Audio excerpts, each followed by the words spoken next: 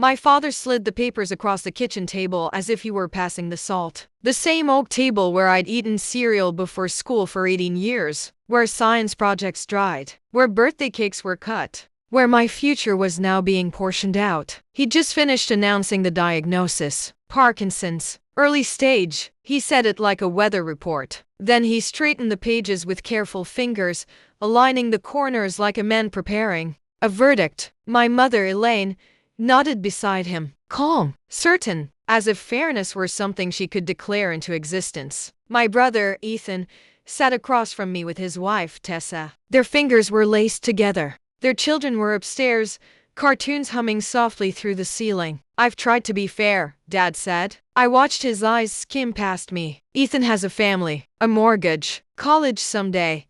Then, quick and slippery, he looked at me. You're single, Claire? No kids. You've always been independent. You'll figure it out. Independent. The word landed like a stamp pressed hard into skin. He began reading through the assets. The house to Ethan. The rental duplex to Ethan. Most of the investment accounts to Ethan. My portion was a smaller slice of retirement funds, dressed up as generosity. Mom hummed her approval. Tessa offered a soft smile that felt like pity. I stared at my name on the signature line. Part of me waited for Ethan to say, "This isn't right."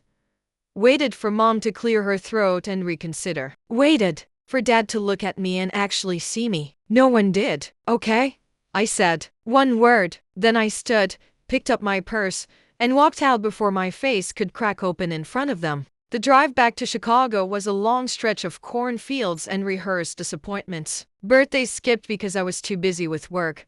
Phone calls returned days late. My career treated like a hobby until I'd settled down. By the time the skyline rose out of dusk, sharp and silver against the dark, something in me had hardened. I was done waiting to be chosen. On Monday morning, I walked into my boss's office and placed my badge on his desk. He blinked. "You're 6 months from partner.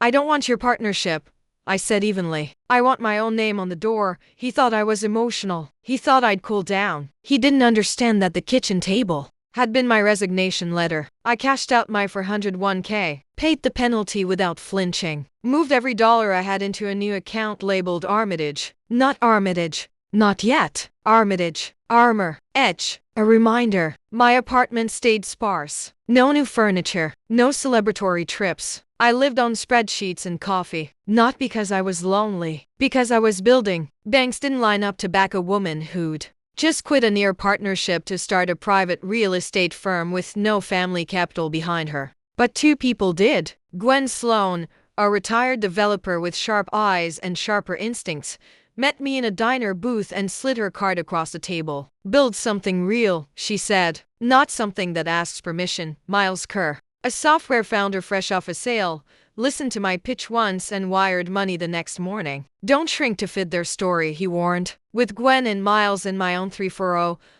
I opened Armitage Capital in a borrowed suite off Wacker Drive. 1 receptionist, 1 cranky printer, 1 folding table pretending to be a conference room. And me. Our first target was a condemned warehouse on the south side. Leaking roof, tagged walls, broken windows. People laughed when I mentioned it. I walked it alone, with a flashlight, boots crunching over glass. And I saw lofts, light through new windows, a rooftop garden, street-level restaurant space. We bought it cheap, rebuilt it fast, sold every unit before the paint fully cured. Deal 1 became deal 5. 5 became 20. Within 2 years, our portfolio crossed $2 billion. Chicago started saying my last name like it meant something. Armitage. Claire Armitage. I didn't correct them. I didn't tell my family. When Mom called at Christmas, I said work was fine. When Ethan texted, "Still doing real estate," I replied, "Yeah."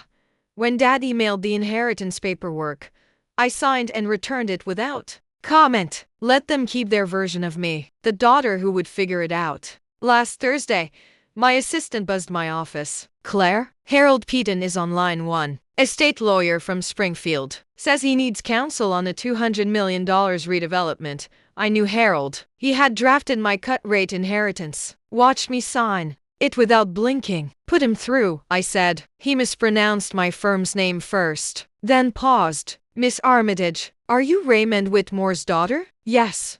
Silence. When he called back an hour later, his tone had changed. My clients were told you're the best. It's a $200 million redevelopment, old manufacturing complex into residential and retail. We'd like your partnership. Send the packet, I said. We'll decide.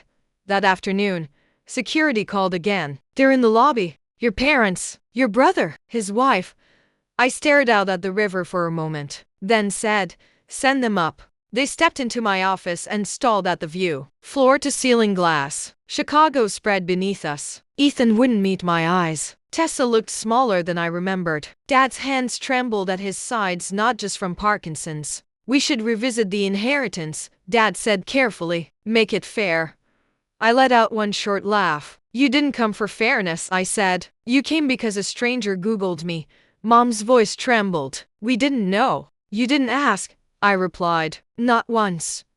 Silence settled. The same silence that had lived at that kitchen table years ago. Dad opened his mouth, closed it. The quiet was the answer I'd waited for back then. I stood and opened the office door. They left without bargaining. No shouting, no scene. Just smaller than when they arrived. On Sunday, a thick letter came in the mail. Dad's handwriting. He wrote that my drive had scared him, that he'd mistaken strength for not needing anything, that he'd mislabeled me because it was easier than admitting he didn't understand me. He apologized. It didn't rewrite the will. It didn't erase the kitchen table, but it loosened something I'd been tightening for years. I placed the letter in my desk drawer beside the framed photo of that first warehouse closing. Armor and edge, proof and forgiveness. Monday morning, I texted Harold. Wednesday at 10 o'clock. Bring your clients. Then I stood at the window. The city stretched wide and restless beneath me. They'd told me I would figure it out. They were right. I did. And this time, the future wasn't being divided across a table. It was being built by my own hands.